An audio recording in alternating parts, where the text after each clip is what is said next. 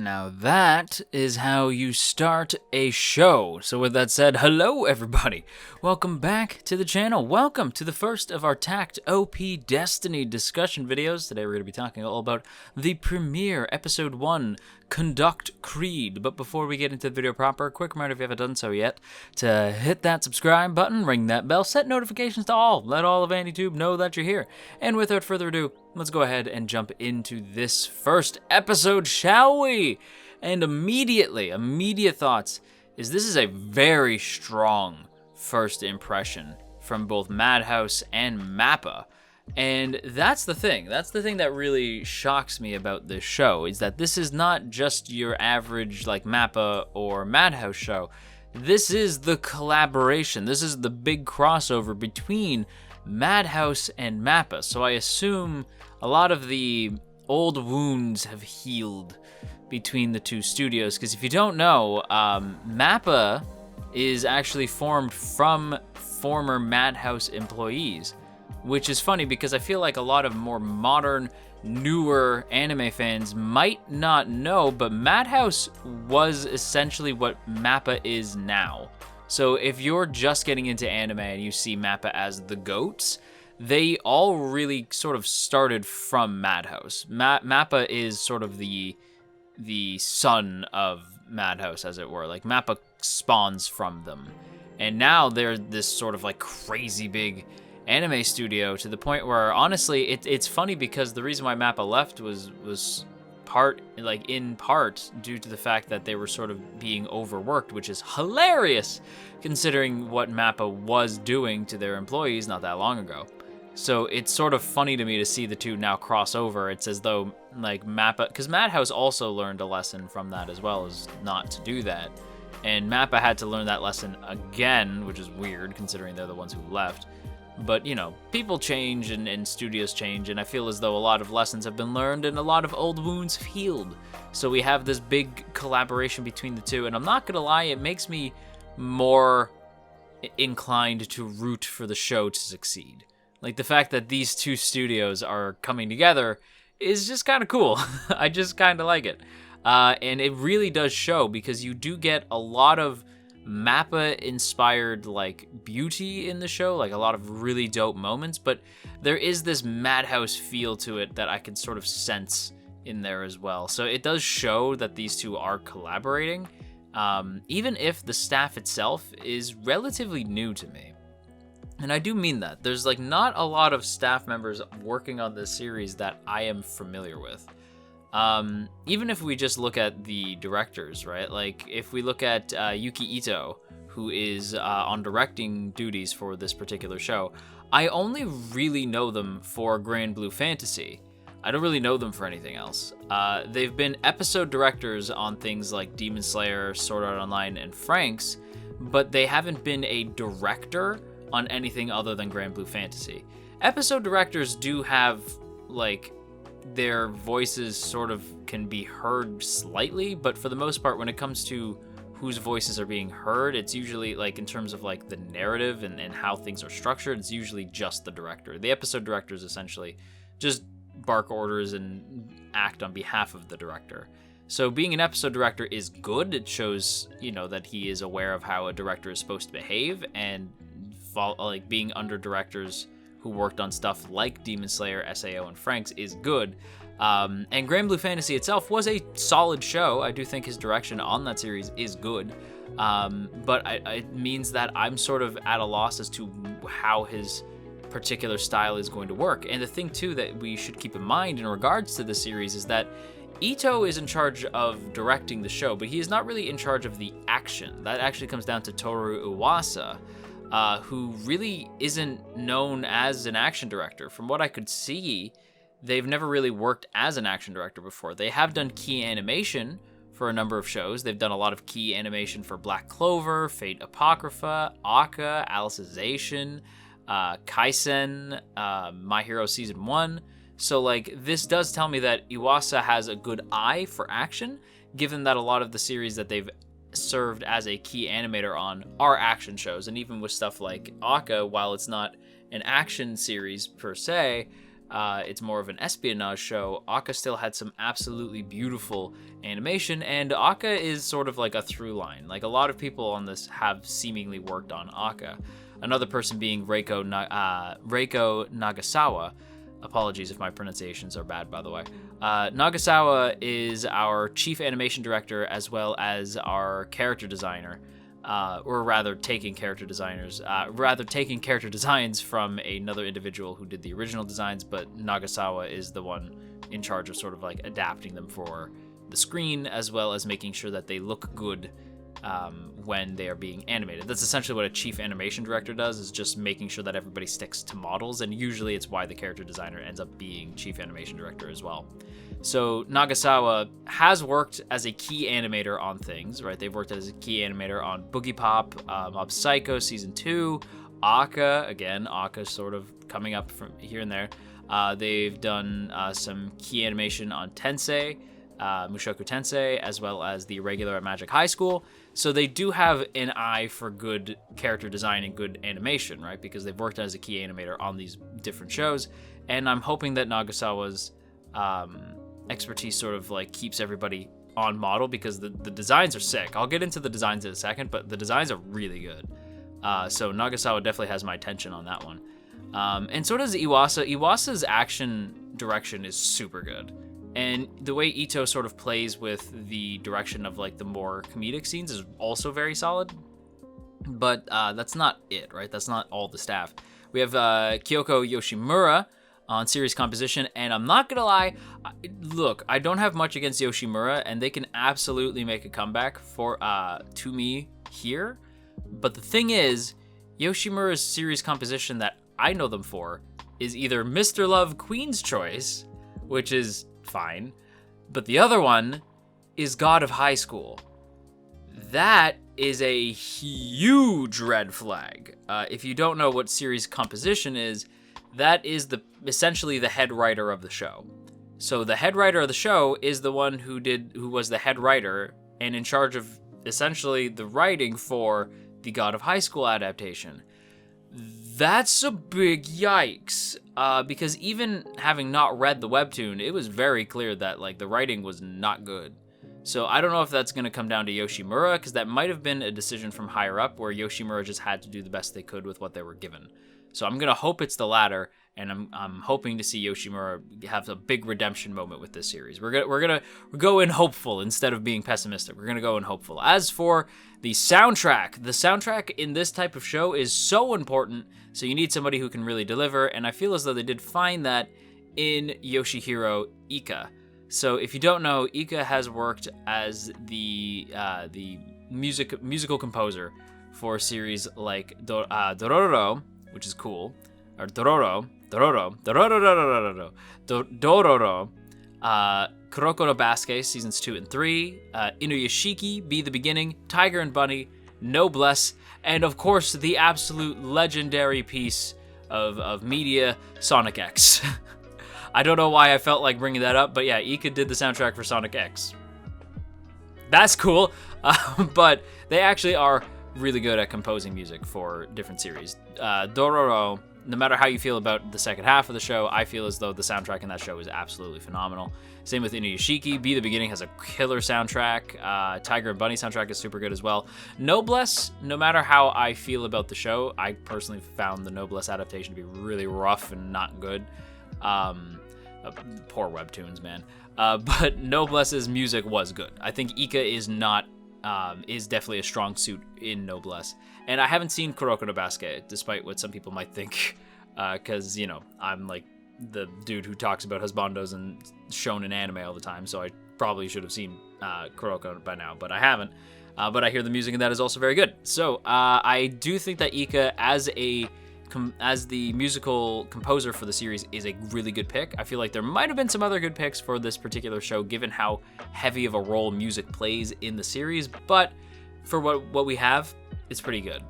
I do want to talk a little bit about designs while we get into the next part, which is the cast. The cast I'm a bit more familiar with than I am the staff. Although that said, I don't really know much about our main girl here, Cosette. Cosette is played by Shion Wakayama, and I have no idea who they are. This seiyuu is entirely new to me. I do not know who they are. At least I don't know any of the anime projects that they have worked on. I didn't think to look at the different video game projects they might have worked on. Maybe I've heard their voice there. But Wakayama, I'm not familiar with. That said, I thought she did a really killer job. I thought Cosette was really funny. Given that she's a sort of deadpan character, they really brought heart to that, which is difficult to do. And Cosette's the only character I'm going to really focus in on design-wise. The other characters have good designs, but Cosette's design, when she goes into her music art form, friggin' great. Like, that design is so good. Like, that, chef's kiss, it's so good, right? Like, that design is so sick. Like, the red dress with, like, the red rose in the hair and the thorns, just, beautiful. Beautiful design, like, absolutely flawless.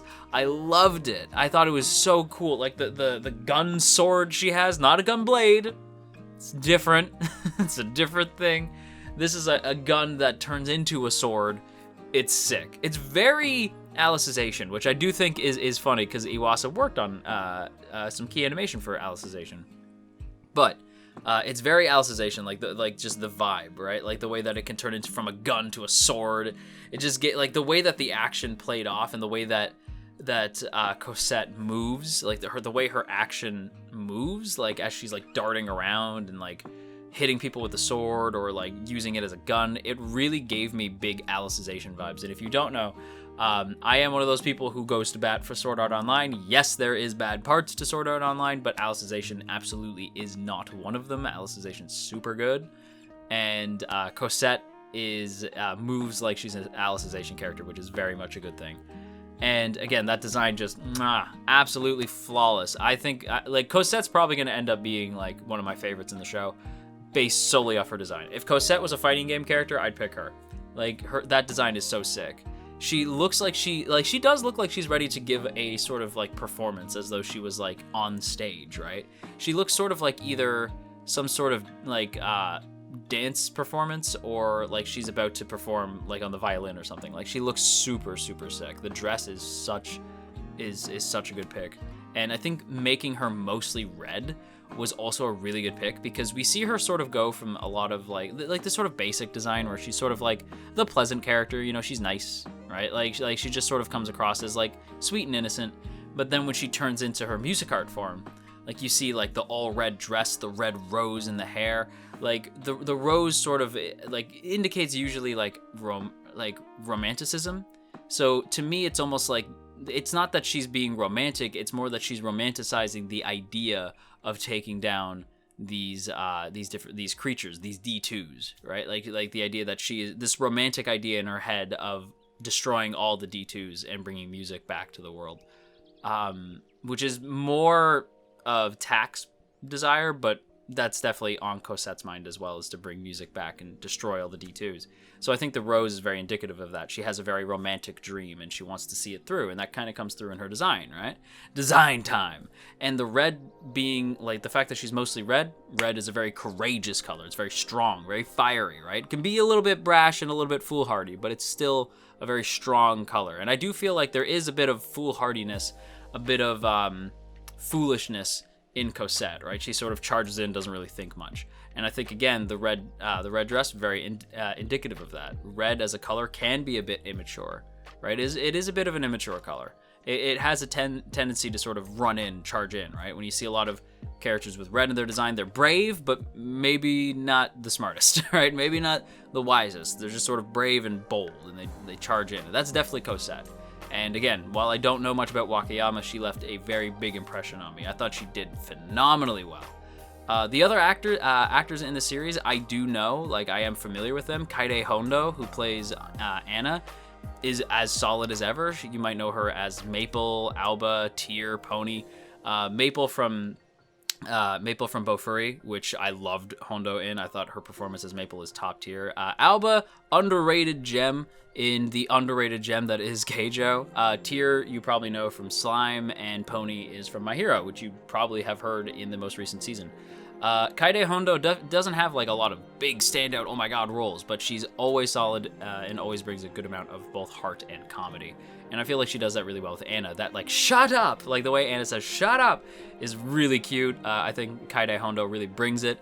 And of course, the man who needs absolutely no introduction, Koki Uchiyama, aka Shigaraki, Ruri, Inumaki, Tsukiyama, Yurio, Soul, Olger, and of course my personal favorite, Ikuya from Free, comes and he plays Takt in this series, and he needs absolutely no introduction. Uchiyama, absolute legend when it comes to Seiyu, being a Seiyu. His work is like some of my favorite. Suki, I think my personal favorites from him are Shigaraki, Suki, Yurio, Olger, and Ikuya. I think he does such a good job. But Uchiyama definitely brings it to Takt. I do hear more sort of I think in his performance I hear a lot more Yurio than anything, which is good, because if you don't know, if you haven't seen Yuri on Ice, when he plays Yurio, he plays him with a lot of sort of attitude, but in a funny way, which is hard, right? It's hard to make a character both have sort of a bad attitude but also be endearing. And Uchiyama usually does a really good job of that. He does the same thing for Tsukishima. While it's like Suki, it's sort of different to the way he plays it with Yurio. He still manages and even Ikuya to an extent, he still manages each time to bring a level of warmth to the character, even when they're sort of an ass. And he does that with Takt. Takt is definitely more focused on bringing music back than he is focused on the lives of other people around him, and he even sort of brushes off the one kid. He's nice to the kid, but he's not like overly nice, right? Like, and he doesn't really care about the damage done to like the diner or the city that they visit. Like, he's more so focused on music, but it's not in a shitty way.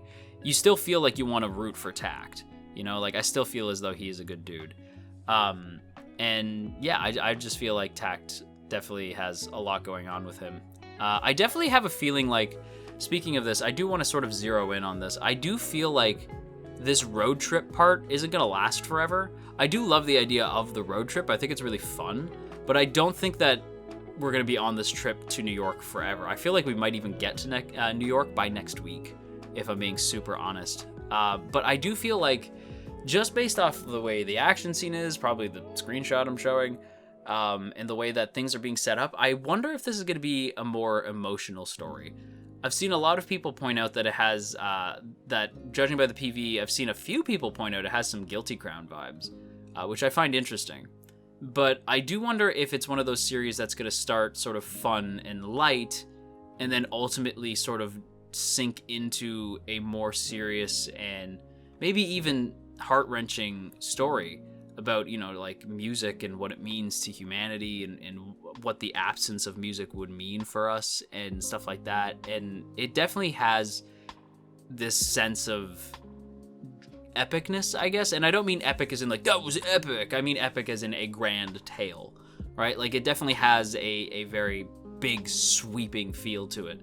And I just can't shake that feeling. I can't shake the idea that this is going to turn into something really big, right? Like, this is going to turn into a very epic tale. And I have been low-key sort of expecting big things from this series based on the way that people have been speaking about it. I do sort of anticipate something big is coming, right? Like, something about this is going to blow up in a big bad way. And I am very curious to see how they handle that. But before I go, I do want to talk a little bit about what I think surprised me the most. And that's the comedy. This is a very funny show. Like, this is a very, very funny series. And I wasn't expecting that at all. I didn't go into this expecting any genuine, like, laugh out loud moments, but a lot of the slapstick is really funny. Like, really, really funny. I think Ito's direction in these moments, like, were handled really well. And I didn't think about it at the time, but with hindsight, I do see some of the more comedic Grand Blue Fantasy moments in here. And I like that. Like, I like the blending of comedy and seriousness.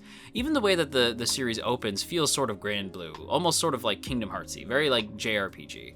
Like with the storybook opening, I thought that was super great, like a really solid way to bring things in. And again, I think the dynamic between Takt and Cosette is really funny. Then add in Anna, who is also funny all on her own, and the three become really genuinely like busted gut funny. Not like, I shouldn't say busted gut funny. Like, you're not going to be laughing out loud the entire time, but you're going to be sitting there sort of chuckling. Like, the three really have some very solid chemistry, but especially our main two, in Takt and Cosette. And I do think that there's something about these two that just, they have really good chemistry. Uchiyama and Wakayama have, like, very solid chemistry on screen. And I'm excited to see where that goes. Like, the fact that Takt is... They're both sort of deadpan, but Takt is a bit more aggro about his deadpan attitude than Cosette, who's more of just sort of, like, light about it. They sort of bounce off each other really well, and especially when you add in Anna as the sort of anchor for these two to make them, like, grounded and bring them back down to being a bit more human. It really makes all the characters very fun to be around, and you sort of want to see more from them instead of just the action. That said, the action is very good. I think the fact that you get these recognizable classical pieces tossed in at the start before the regular score kicks in, it's really very solid. And thankfully, yeah, Ika's score maintains, right? Like, even though we hear these obviously super recognizable classical pieces, whose names, unfortunately, I don't really know. I am not classically trained, but you hear these like very familiar pieces, and then suddenly we hear Ika's score come in, and it fits. Like, it's not like 1-to-1, it's not like it's perfect, but it fits the theme that the show is going for. And I think that they did a really good job with it. I was genuinely very impressed. And I love the idea of the music seemingly being gone from this world, right? Like when the mom says like, oh yeah, I never really got to show you music, and I'm sorry about that, maybe someday, to her daughter, and then we see the piano. It hit for some reason, because I don't know about you guys, but music is a huge part of my life. Like, I don't know if there's very much time in my day where I'm not listening to some kind of music. Usually lo-fi. I am one of those dudes. This is the lo-fi hip-hop side of AnyTube, so of course I listen to a lot of lo-fi. So I definitely listen to a lot of lo-fi, and I can't imagine my day without music. Like, the idea that these monsters sort of hunt, like, they hunt people listening to music. Like, music is painful to them, so they try to hunt it down and kill them, or kill whoever is playing it and stop the music. It's a really interesting idea, because at first I thought that sounded really weird, like when I heard the premise, but seeing it in action, it does work. Almost gives me sort of vague Quiet Place vibes. And I was just very impressed. Like, genuinely, I was so impressed with this first episode. I can't recommend it enough. I genuinely can't recommend it, this first episode enough. If you haven't checked it out, you absolutely should. I can't wait to see where it's going. And on top of that, too, it's anime original. So that makes me super happy. But yeah, I absolutely adored this first episode. And that's gonna do it for today's video, everybody. So I hope you guys enjoyed. If you did, don't forget to boop that up snoot, share if you care, leave a comment down below, and of course, make sure that you hit that subscribe button, ring the bell, and set notifications to all. Let all of AnyTube know that you're here. And of course, before we go, as always, I have to give a big thank you to my wonderful masters who help support this endeavor. And of course, I want to give a special thank you to the Masters of Masters who help support us just that little bit more. And I have to give a big thank you to Izevi, Asaki VT, Elizabeth Just Elizabeth, JCran23, Jeremy P, Matt87 Eagle, Shadow Creative, Shiorans, Stephen G, Stevie W, Trapmaster, and Tristan G. Thank you all so much for being so freaking wonderful. I appreciate it. And if you want to hear your name shouted out at the end of these videos, or you want to see your name scrolling past the screen, go ahead and check out the link in the description to our Patreon page, or you can hit that join button right beside the sub button. And that also gets you a badge next to your name as well in the comments if you want people to know how cool you are. But yeah, I'd sincerely appreciate it. It is a great way to help this channel and keep videos coming out. I really appreciate it, everyone. And that is it for me. So you guys take care of yourselves, and of course, do clean your room. It's filthy.